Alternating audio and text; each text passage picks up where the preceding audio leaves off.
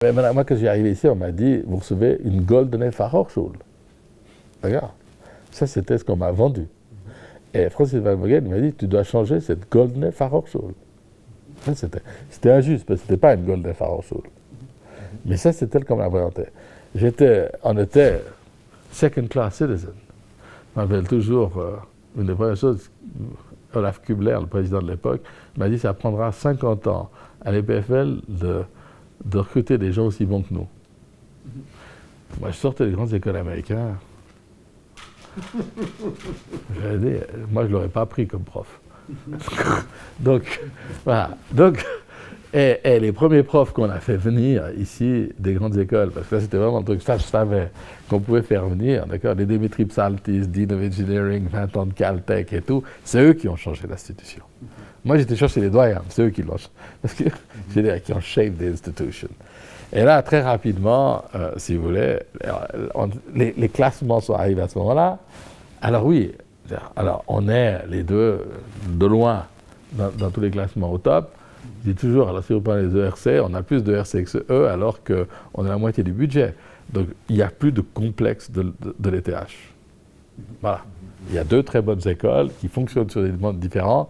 J'ai déjà dit que si on me doublait mon budget, on serait meilleur qu'eux. C'est tout. Et là, il y a un respect mutuel des institutions. Et je pense que c'est une bonne chose pour la Suisse d'avoir deux grandes institutions. Mais alors là, il y a une évolution extraordinaire.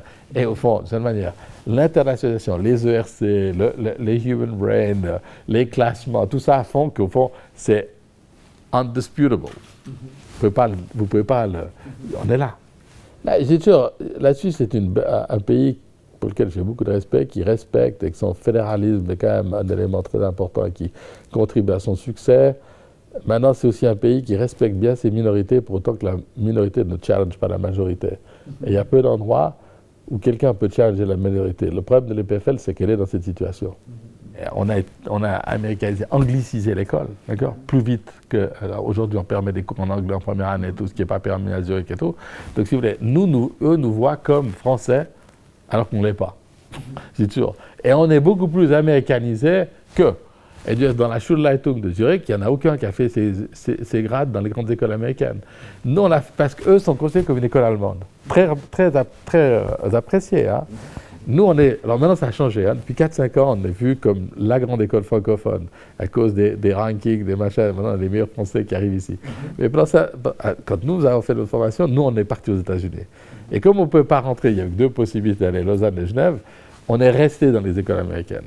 Et nous, on est la deuxième génération. La première génération qui a fédéralisé, elle était locale d'une certaine manière. D'accord ? Nous, on vient des Suisses. D'accord ? On a fait nos grandes écoles américaines et on revient à ça.